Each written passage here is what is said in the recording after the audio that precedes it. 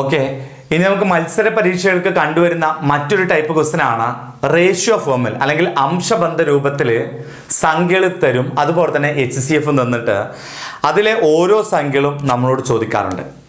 അപ്പോൾ അംശബന്ധത്തിലാണ് തരുന്നതെങ്കിൽ അംശബന്ധത്തെ HCF കൊണ്ട് ഗുണിച്ചു കഴിഞ്ഞാൽ അതാത് സംഖ്യകൾ നമുക്ക് കിട്ടും. ഒന്നാമത്തെ ക്വസ്റ്റ്യൻ എങ്ങനെയാണ്, 3 സംഖ്യകളുടെ ഉസാഗ 12 ആണ്. 3 സംഖ്യകളുടെ HCF എന്ന് പറയുന്നത് 12 ആണ്.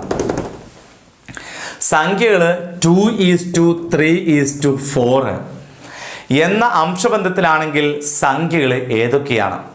അപ്പോൾ ഇവിടെ നമുക്ക് റേഷ്യോ തന്നിട്ടുണ്ട് 2:3:4. അപ്പോൾ ഒന്നാമത്തെ സംഖ്യ എന്ന് പറയുന്നത് ഈ രണ്ടിനെ ആദ്യത്തെ റേഷ്യോയെ നമുക്ക് എന്തുകൊണ്ട് ഗുണിച്ചാൽ മതി? 12 കൊണ്ട് ഗുണിച്ചാൽ മതി. അപ്പോൾ 2ഉം 12 ഗുണിച്ചാൽ 24. ഒന്നാമത്തെ സംഖ്യ 24.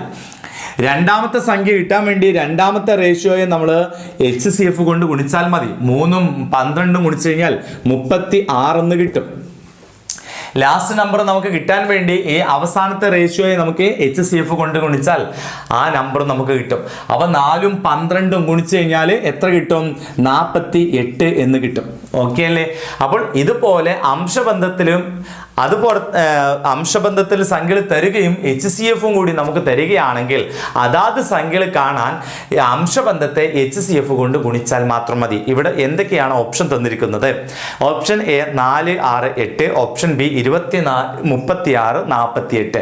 നമ്മുടെ ഉത്തരം ഓപ്ഷൻ ബി 24, 36, 48.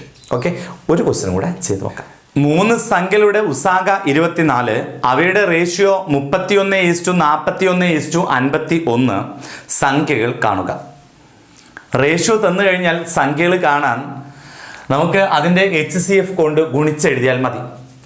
അപ്പോൾ ഇവിടെ തന്നിരിക്കുന്ന സംഖ്യ 31:41:51. അപ്പോൾ ഒന്നാമത്തെ സംഖ്യ കിട്ടാൻ വേണ്ടി നമ്മൾ ചെയ്യേണ്ടത് 31ഉം 24ഉം പരസ്പരം ഗുണിച്ചാൽ മതി.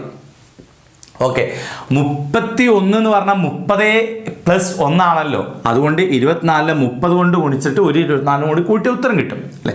അപ്പോൾ 24 30ഉം കൂട്ടി ഗുണിച്ച് കഴിഞ്ഞാൽ എത്ര കിട്ടും? 4 3 12 ശിഷ്ടം 1 2 3 6 1 7 720 കിട്ടും. 30 24 ഇതിനോടൊരു 24 കൂടി കൂട്ടി കഴിഞ്ഞാൽ 4 4 7 744 എന്ന് ഉത്തരം കിട്ടും. ഓക്കെ, അടുത്ത സംഖ്യ 41ഉം 24ഉം തമ്മിൽ ഗുണിക്കണം എന്ന് പറഞ്ഞാൽ 40നെ 24 കൊണ്ട് ഗുണിക്കുക, എന്നിട്ട് ഒരു 24 കൂട്ടി എഴുതിയാൽ മതി അല്ലേ? അപ്പോൾ ഇവിടെ 40 എന്ന് പരിഗണിക്കുക. അപ്പോൾ 0 കൊടുക്കാം. 4 4 16 ശിഷ്ടം 1 2 4 8 1 9 960 കൂടെ ഒരു 24 കൂടി കൂട്ടുക. കാരണം ഇപ്പം 40 കൊണ്ടാണ് ഗുണിച്ചത്, ഇനി നമുക്ക് അവിടെ 1 കൊണ്ടും ഗുണിക്കേണ്ടതുണ്ട് അല്ലേ? അപ്പോൾ ഇവിടെ 4 8 9 ആൻസർ 984 എന്ന് കിട്ടി. ഇനി നമുക്ക് മൂന്നാമത്തെ സംഖ്യ കിട്ടുന്നതിന് വേണ്ടി 51നെ 24 കൊണ്ട് ഗുണിക്കണം. ആദ്യം നമുക്ക് 50നെ 24 കൊണ്ട് ഗുണിക്കുക, എന്നിട്ട് ഒരു 24 കൂട്ടി എഴുതിയാൽ നമുക്ക് 51 × 24 എന്ന് കിട്ടും. ഓക്കെ, അപ്പോൾ 50ഉം 24ഉം ഗുണിക്കുക. അപ്പോൾ ആദ്യം നമുക്ക് ആ 0 എഴുതി വെക്കുക. 5ഉം 4ഉം 20 ശിഷ്ടം 2 2 5 10ഉം 2 12. ഓക്കെ അല്ലേ? ഇനി നമുക്കിവിടെ 1 കൊണ്ട് ഗുണിക്കുമ്പോൾ ആ 24 കൂടി കൂട്ടിക്കഴിഞ്ഞാൽ 51 കൊണ്ടുള്ള ഗുണനായിട്ട് മാറും. 4 ഇറക്കി എഴുതി 2 ഇറക്കി എഴുതി 2 ഇറക്കി എഴുതി 1 അല്ലേ? 1224. അപ്പോൾ ഏതൊക്കെയാണ് സംഖ്യകൾ? 744 984 1224. അപ്പോൾ ഇവിടെ ഓപ്ഷനിൽ പറഞ്ഞിരിക്കുന്നു ഓപ്ഷൻ എ 744 944. അപ്പോൾ ഓപ്ഷൻ എ അല്ല. ഓപ്ഷൻ ബി 744 880 അല്ലെ 984 984 1024. ഓക്കെ, ഓപ്ഷൻ ബി അല്ല. Option C 744 944. Okay, option C അല്ല. Option D 744 984 1224. ഓക്കെ, അപ്പോൾ ആൻസർ എന്ന് പറയുന്നത് ഓപ്ഷൻ ഡി ആണ്. ഓക്കെ, മറ്റൊരു ടൈപ്പ് ക്വസ്റ്റ്യനിലേക്ക് വരാം.